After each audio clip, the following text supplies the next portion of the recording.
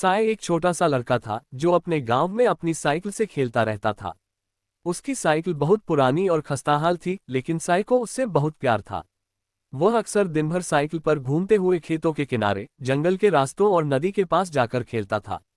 एक दिन जब साय अपने पुराने दोस्त मुन्नू के साथ साइकिल पर घूमने निकला, उसने रास्ते में एक अजीब सा चमकता हुआ बॉक्स देखा जो झाड़ियों के बीच दबा हुआ था। उसने बॉक्स को खोला और उसके अंदर एक चमकदार साइकिल की चाबी पाए।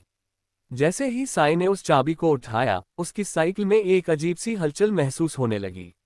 अचानक साइकिल की आवाज बदल गई और वह खुद ही एक जादुई साइकिल में बदल गई।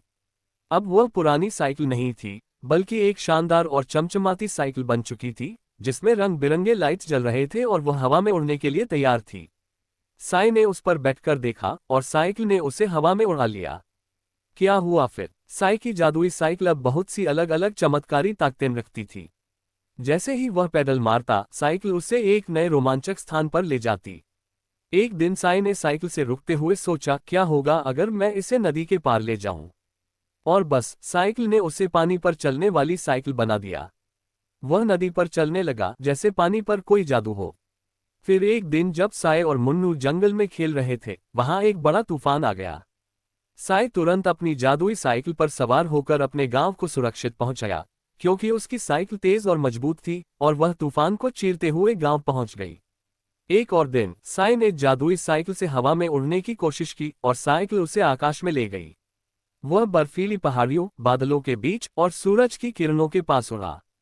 लेकिन साय को समझ में आया कि इतनी ऊंचाई पर जाने से उसकी जादुई साइकिल की शक्ति खत्म हो सकती है, इसलिए उसने साइकिल नीचे उतार लिया।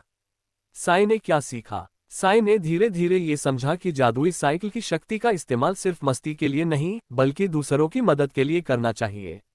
उसने गांव वालों की मदद की, घायल जानवरों को जंगल से निकाला और किसी भी मुश्किल घड़ी में अपनी जादुई साइकिल का सही इस्तेमाल किया।